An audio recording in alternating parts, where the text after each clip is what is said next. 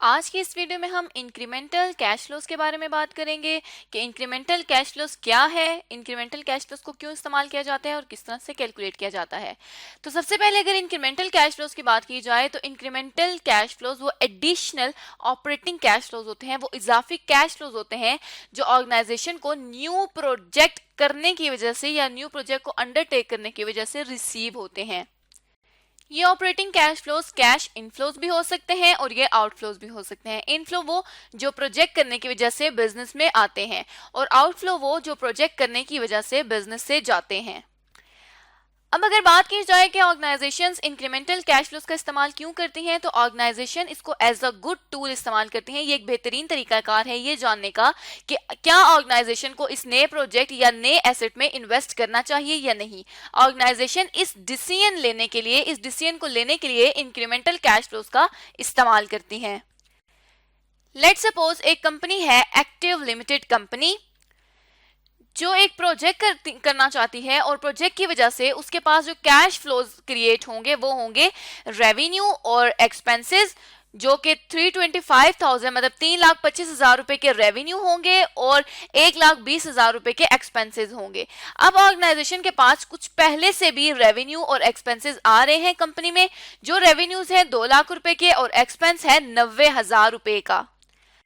अब अगर organisation incremental cash flows calculate करना चाहे या देखना चाहे कि कितने इजाफी कैश फ्लोज आ रहे हैं इस प्रोजेक्ट को लेने की वजह से, तो वो किस तरह कैलकुलेट कर सकते हैं कि यहाँ पे हम लिख देते हैं कि ये प्रोजेक्ट के इससे रिलेटेड कैश फ्लोज है और यहाँ पे हम लिख देते हैं कि ये ऑलरेडी एग्जिस्टिंग कैश फ्लोज यहाँ पर थे।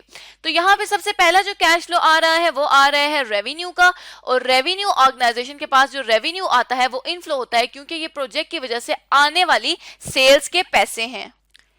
और यहाँ पे एक्सपेंसेस दिए गए हैं, एक्सपेंसेस का मतलब है कि ये पैसे बिजनेस से जा रहे हैं तो ये हमारे पास आउटफ्लो होगा। तो यहाँ पे सबसे पहला जो हमारे पास कैश एलिमेंट है वो है रेवेन्यू के रेवेन्यू आ रहा है। तो हम देख लेते हैं कि कितना रेवेन्यू प्रोजेक्ट की वजह से आ रहा है। 3,25,000 रुपए का जो रेवेन्यू है वो प्रोजेक्ट की वजह से आ रहा है और पहले से जो रेवेन्यू मौजूद है वो मौजूद है 2 लाख रुपए का। अब देखते हैं कि इंक्रीमेंटल कैश फ्लोज या इंक्रीमेंटल रेवेन्यू क्या होता है। तो यहाँ पे P हमने लिख दिया प्रोजेक्ट के लिए और E हमने लिख दिया एग्जिस्टिंग के लिए। तो इंक्रीमेंटल का क्या मतलब है कि प्रोजेक्ट में से एग्जिस्टिंग कैश फ्लोज को जब लेस किया जाएगा तो हमारे पास इंक्रीमेंटल कैश फ्लोज आ जाएगा। जिस तरह यहाँ पे 325,000 में से 200,000 को जब लेस किया तो यहाँ पे इंक्रीमेंटल जो कैश फ्लोज आगे वो आगे 1,25,000 रुपए के। अब ये इंक्रीमेंटल रेवेन्यू है या ये इंक्रीमेंटल कैश इनफ्लो है।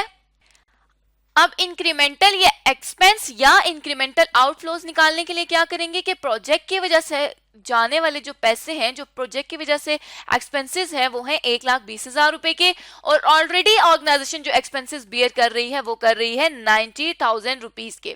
तो अब इंक्रीमेंटल के लिए क्या करना है कि प्रोजेक्ट में से एग्जिस्टिंग वाले को लेस कर देना है। मतलब 1,20,000 में से 90,000 को जब लेस किया तो यहाँ पर इंक्रीमेंटल या एडिशनल जो हमारे पास कैश आउटफ्लो या एक्सपेंस आ गया वो आ गया 30,000 रुपीज का। अब प्रॉफिट या नेट फ्लोज किस तरह से फाइंड होंगे कि ये रेवेन्यू में से इंक्रीमेंटल रेवेन्यू में से इंक्रीमेंटल एक्सपेंस को जब लेस करेंगे तो यहां पर 95,000 रुपीज का प्रॉफिट या नेट कैश फ्लोज आ जाएंगे। तो अब यहाँ पे लेट सपोज कि हमें कोई इनिशियल आउटफ्लो का नहीं बताया हुआ तो यही हमारे पास इंक्रीमेंटल प्रॉफिट हो जाएगा। लेकिन लेट सपोज कि ये कहा जाता है कि जो प्रोजेक्ट करने में जो इनिशियल आउटले, जो प्रोजेक्ट की वजह से जो आउटले जो पैसे जा रहे हैं वो पैसे हम एज्यूम कर लेते हैं कि वो पैसे 30,000 रुपीज हैं। अब क्या होगा कि अब इंक्रीमेंटल प्रॉफिट किस तरह से कैलकुलेट होगा कि ये जो हमारे पास इंक्रीमेंटल नेट फ्लोज आए हैं इनमें से इनिशियल आउटले को लेस कर दिया जाए। जब इनिशियल आउटले को लेस कर दिया जाएगा तो उसके बाद यहाँ पे आ जाएगा इंक्रीमेंटल टोटल प्रॉफिट और यहाँ पे इंक्रीमेंटल टोटल प्रॉफिट कितना आ जाएगा 65,000 रुपीज का लियो लिमिटेड कंपनी के लिए।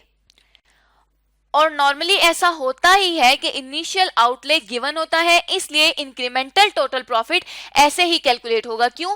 क्योंकि ये प्रॉफिट वो है जो नया प्रोजेक्ट लेने के बाद इजाफी प्रॉफिट आएगा। तो इजाफी प्रॉफिट को कैलकुलेट करने के लिए जब तक इनिशियल आउटले नहीं उसमें से माइनस किया जाएगा तो ऑर्गेनाइजेशन डिसीजन नहीं ले सकती कि क्या ऑर्गेनाइजेशन को ये प्रोजेक्ट एक्सेप्ट करना है या नहीं करना।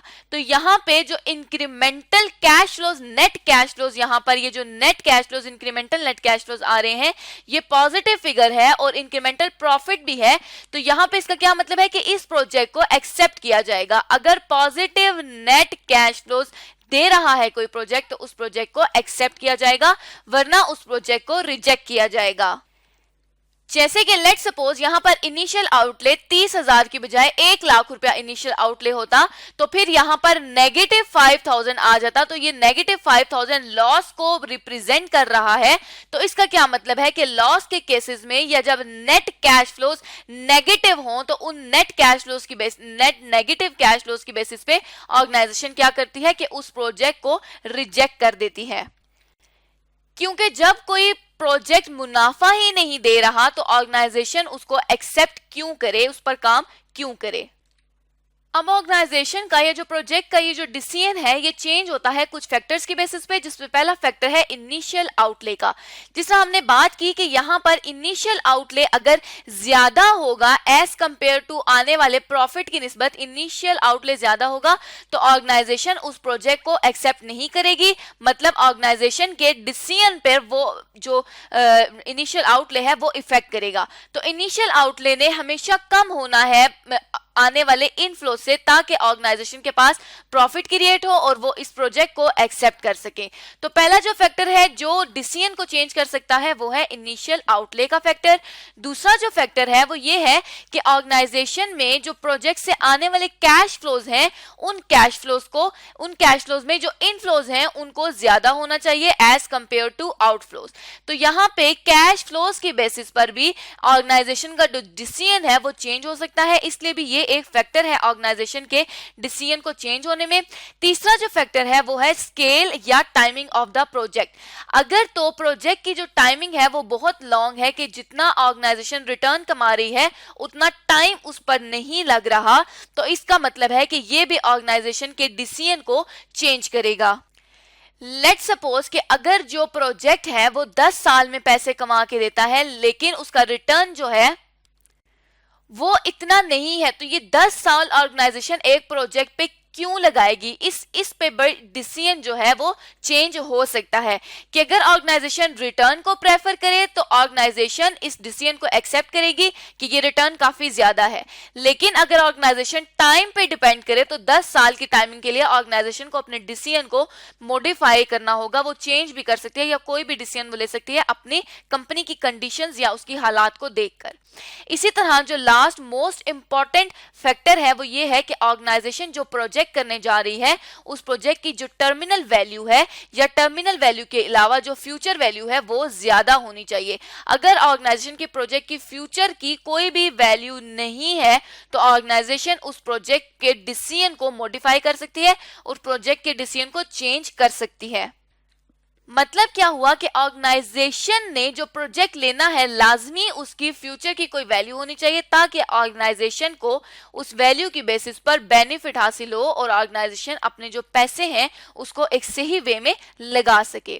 तो इस तरह से आज की इस वीडियो में हमने जाना कि इंक्रीमेंटल कैश फ्लोज क्या होते हैं, ऑर्गेनाइजेशन में इंक्रीमेंटल कैश फ्लोज को क्यों इस्तेमाल किया जाता है और किस तरह से इंक्रीमेंटल कैश फ्लोज कैलकुलेट किए जा सकते हैं।